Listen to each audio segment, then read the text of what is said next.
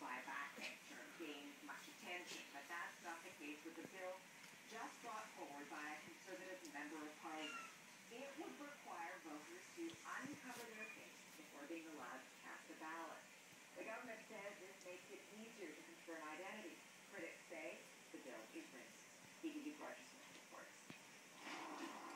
Having failed before, the Conservatives are trying again to force Muslim women to unveil when they vote. I don't think there's anything unreasonable to say that if you're going to go to a polling station and vote, that you should be able to identify yourself by showing your face. It's a little camera shy. Kenny threw his weight behind this MP's private members bill. But questioned about discrimination, Stephen Blaney suggested his target is those wearing a disguise. Changed his substrate from walnut shells to tile.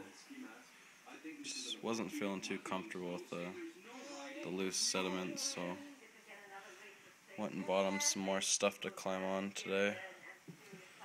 Give it a more natural look. So I think he's getting kind of used to it. Yeah.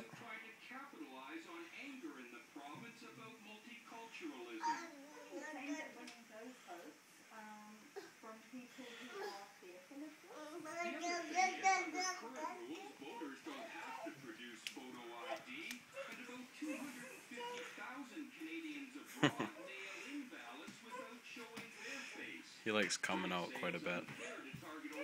If he had it his way, he'd probably live with us, so. But.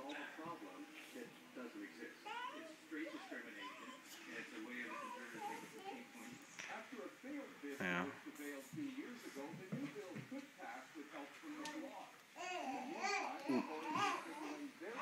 Yeah, you did just do that, didn't you? Yeah, you did. We turn now to the colorful world of BC politics. Whoever wins the leadership of the That's a big one. Party will become premier of that province when Gordon Campbell steps down. Okay, he's probably gonna go snaky now because he really hates it. I don't think he likes the smell or something. And a CPC executive here to Bob Brown saying the cat out of the bag is not just a figure of speech. If politics is a blood sport, BC's political culture is a case in point. They're playing dirty here these days.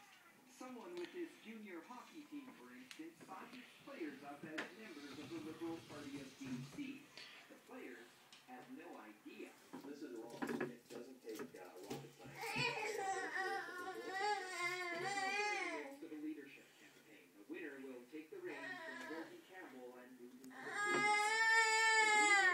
sign up as many supporters as possible. The leadership camps have had a lot of success, adding 50,000 new members in recent weeks.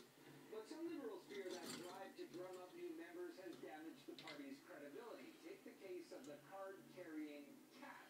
That's right, someone managed to take out a membership in the name of a cat. There have been allegations about illegitimate form and staff at this apparently promised computers if they signed up new members. These membership cards belong to a family that is not political and has no idea who filled out the form and paid the $10 fee. If I signed up, well, I just don't know. They don't sign up. The Liberals aren't alone on this. The opposition NDP is also looking for a leader. A leading candidate also accused of playing fast and loose with membership. This public policy expert calling the potential for fraud troubling.